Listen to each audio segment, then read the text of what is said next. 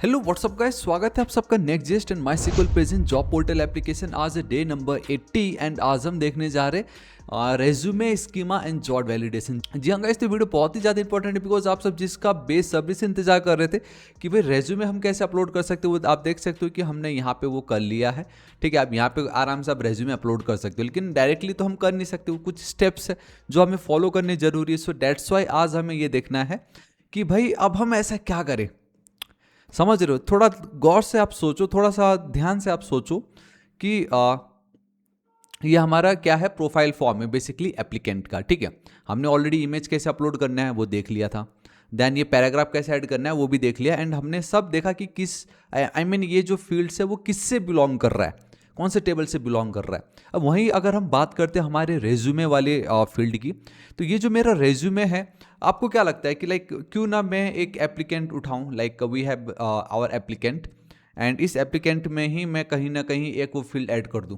क्या आप ये चाहते हो? अगर ऐसा होता है तो समझ लो कि जैसे आपने लाइक पहले आपने फ्रंट एंड का एक रोल था, ठीक है, फ्रंट एंड का एक रोल के लिए आपने एक रेज्यूमे यहाँ पे अपलोड कर दिया, एंड हम ऐसा सोच रहे हैं कि यहाँ पे एक बार वो अपलोड हो जाएगा, जब यही सेम एप्लीकेंट अगर जॉब फिल करने जाएगा, जॉब अप्लाई करने जाएगा, तो वहाँ पे वो ड्रॉप डाउन में आ जाएगा, तो वो सिलेक्ट हो जाएगा। ठीक है, तो अगर मैं एप्लीकेंट के टेबल पे ही एक फील्ड बना दूँ इसका, तो क्या होगा, यहाँ पे एक प्रॉब्लम ये हो सकता है कि कल के दिन अगर अब मुझे बैकएंड के रोल के लिए रेज्यूमे अपलोड करना पड़े, तो क्या होगा, मुझे वापस से यहाँ पे एक अपलोड करना पड़ेगा। इससे ये होगा कि मेरा पहले फ्रंट एंड वाला जो था वो हट के ये नया अपडेट हो जाएगा। तो ये तो गलत है ना। आप समझ रहे हो क्या कहने की कोशिश कर रहा हूँ? हो सकता है कि जनवरी में आपने एक फाइल अपलोड करा था फ्रंट एंड का, एक बेसिकली जॉब के लिए अप्लाई किया था, फ्रंट एंड जॉब, एंड आपने फ्रंट एंड का रेज्यूमे अपलोड किया था। ठीक है, एंड देन उसके बाद आपने क्या किया, फरवरी में बैक एंड का एक और जॉब अप्लाई आया था, आपने उसके लिए अप्लाई करा, एंड उसके लिए आपने वो जो रेज्यूमे था पहले वाला उसको चेंज कर दिया। तो अब फेब के महीने में अब आपका जो करंट रेज्यूमे है वो क्या है, बैक एंड वाला है। एंड अब सुनो, मार्च का महीना आ गया, मार्च के महीने में जो एचआर ने आपका फ्रंट एंड वाला देख लिया, एचआर ने आपका ये जो फ्रंट एंड वाला जो था रेज्यूमे, उसने उसको चलो शॉर्टलिस्ट कर लिया। अब जब वो देखेंगे एचआर जब आपका रेज्यूमे, तो उसको ये फ्रंट एंड वाला थोड़ी दिखाई देगा, उसको तो ये बैक एंड वाला रेज्यूमे दिखाई देगा।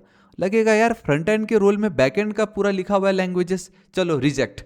समझ रहे हो क्या कहने की कोशिश कर रहा हूँ यहाँ पे, कि अगर आप अपडेट करते जाओगे सिस्टम में तो आपका डिफॉल्ट रेज्यूमे एक ही दिखने वाला है, तो वो अपडेट हो जाएगा, तो यहाँ पे गड़बड़ है। सो डेट्स वाई हम क्या करेंगे, रेज्यूमे का एक अलग सा टेबल क्रिएट करना पड़ेगा हमें यहाँ पे, ताकि आप चाहे जितना भी रेज्यूमे हो आप वहाँ पे अपलोड कर सको, एंड इस तरीके से कॉन्फ्लिक्ट ना हो, आई मीन लाइक चेंज ना हो जाए। ठीक है, तो आई होप आप समझ गए कि हमें यहाँ पे अब एक और नया टेबल लगने वाला है, and we are using Drizzle, so that's why I said कि हमें एक और न्यू स्कीमा क्रिएट करना पड़ेगा फॉर रेज्यूमे। ठीक है, तो वो कैसे करना है, एंड साथ ही साथ we need to do the job validation also, तो वो दोनों आज हम इस वीडियो में करेंगे, एंड आपको बहुत कुछ सीखने मिलेगा। तो गाइस बिना किसी देरी के वीडियो को स्टार्ट करते, उससे पहले बाकी की प्रीवियस वीडियो को चेकआउट नहीं करा तो प्लीज कर लीजिएगा, and our next target is 8 lakh subscriber, अभी तक सब्सक्राइब नहीं किया तो प्लीज कर लीजिए, बिकॉज आपका एक सब्सक्राइब मुझे बहुत मोटिवेट करेगा कि बिल्कुल फ्री में ऐसा वीडियोस अपलोड करते रह सकूं।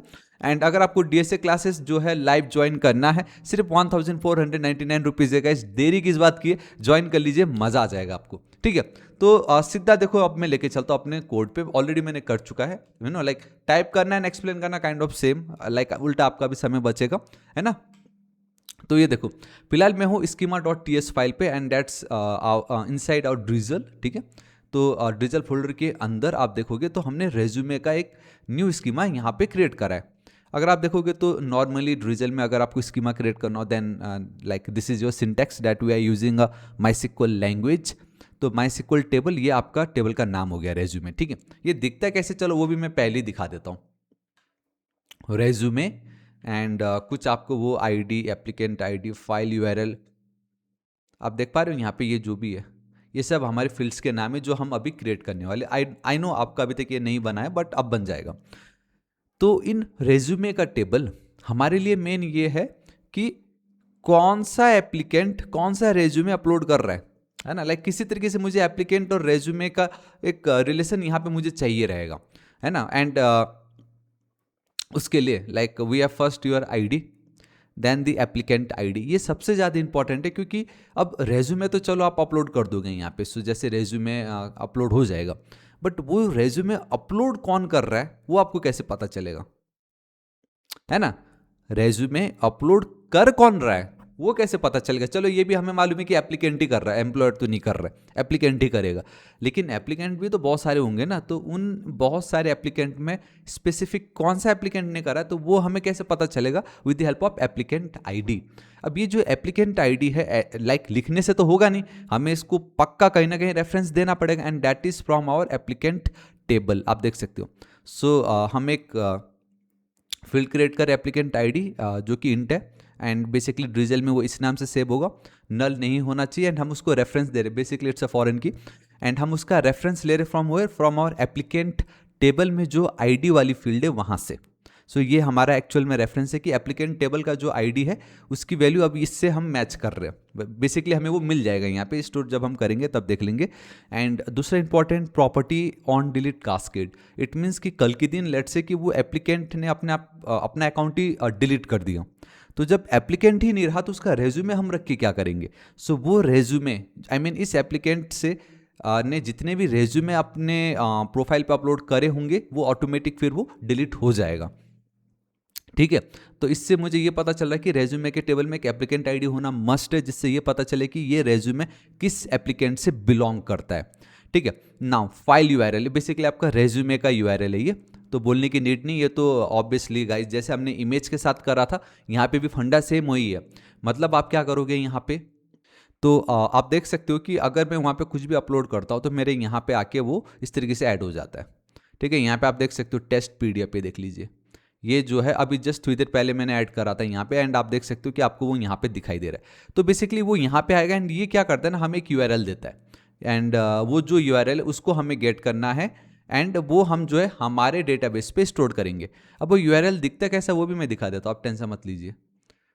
यस, ये वी हैव दिस यूआरएल, है देखो अपलोडेड रेज्यूमे यूआरएल, यहाँ पे आप देख सकते हो थोड़ी देर पहले मैंने अपलोड करा था, तो कुछ आपको इस तरीके से एक यूआरएल मिलता है। तो आप जो है आपका चाहे वो इमेज हो चाहे वो आपका फाइल्स हो, वो हम हमारे सर्वर पे स्टोर ना करके हम दूसरे स्टोरेज सर्वर जो भी, जैसे बहुत सारे फिलहाल अभी we are using and upload thing, तो वहाँ पे अपलोड कर रहे हैं, वो हमें यूआरएल देता है, एंड उस यूआरएल को हमें यहाँ पे ऐड करना है, जिससे हमारा स्टोरेज जो है सेफ रहेगा एंड ईजी टू यूज़ हो जाएगी, ठीक है।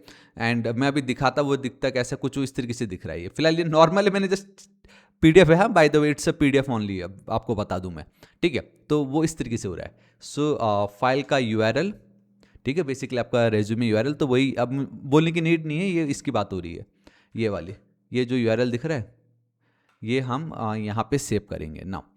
फाइल का नाम, अब बाय डिफ़ॉल्ट एक चीज़ बेस्ट पार्ट है, जब आप इस तरीके से ऐड करोगे ना, कल की वीडियो में मैं आपको बताऊंगा कि फाइल का नाम, उसका यूआरएल, उसका file size automatically upload thing आपको एज ए रेस्पॉन्स दे देता है, तो हमें टेंशन नहीं है, वो मुझे यहाँ पे फाइल का नाम मिल जाएगा, लेंथ हमने इतना रखा हुआ है। अब फाइल का साइज जो हमने इंट रखा है कि लाइक नॉट एक्सीड 5 MB या 4 MB, like maximum 4 MB 5 MB हम रखेंगे। इस प्राइमरी ये हम जो है लाइक मैंने फिलहाल इस तरीके से सोचा कि अगर यूजर्स लेट से 4-5 रेज्यूमे अपलोड कर देता तो उनमें से कुछ एक ऐसा होगा प्राइमरी जो वो मोस्टली यूज़ कर रहा है, तो वो फंडा सोच के यहाँ पे रखा है, बट फिलहाल अभी फॉल्स रखा है, जब लगेगा सही टाइम तो हम इसका देख लेंगे, बट फिलहाल वही है कि एक ना एक प्राइमरी रख देते बोल के। Then created at and then updated at, ये बोलने की नीड नहीं है नॉर्मल कब क्रिएट किया गया था ना, हमने इसको कब अपडेट करा है। तो ये आपका एक रेज्यूमे का फील्ड बन गया, ठीक है। अब हमें रिलेशंस डिफाइन करने पड़ते हैं like in our Drizzle. So अगर आप यहाँ पे देखोगे, so we did 2 relationships over here. पहला रिलेशन हम बना रहे रेज्यूमे का विथ एप्लीकेंट, मतलब अगर आप देखते हो यहाँ पे रेज्यूमे, ये देखिए ये आपका रेज्यूमे हो गया, लाइक इट्स योर लाइक ये वाला टेबल, एंड एप्लीकेंट आपका एप्लीकेंट का टेबल। तो क्वेश्चन ये उठता है कि लाइक एक रेज्यूमे कितने एप्लीकेंट को बिलोंग हो सकता है या कितने एप्लीकेंट से बिलोंग करता है, बट हम अगर सोचे तो कितने वाला ये क्वेश्चन ही गलत है। एक रेज्यूमे सिर्फ और सिर्फ एक एप्लीकेंट को बिलोंग करेगा, राइट। मेरे पास एक रेज्यूमे है, I don't know like let's say ये मेरा मोबाइल है फिलहाल, जो भी है आप इसको रेज्यूमे पकड़ो, तो मेरा ये रेज्यूमे जो है सिर्फ मेरे से ही बिलोंग करेगा, किसी और से नहीं। So one applicant, I mean one resume belong to one applicant only, so like 101 relationship, and जब आप 1-to-1 रिलेशन डिफाइन करते हो then you need to define the field and reference also. Resume जो है ये देखो यहाँ पे कॉल बैक फंक्शन, तो वन जो है वन एप्लीकेंट से बिलोंग करेगा, एंड जब आप 1-to-1 होता है तो आपको फील्ड एंड रेफरेंसेस वाली जो दो प्रॉपर्टी है वो भी डिफाइन करनी पड़ती है।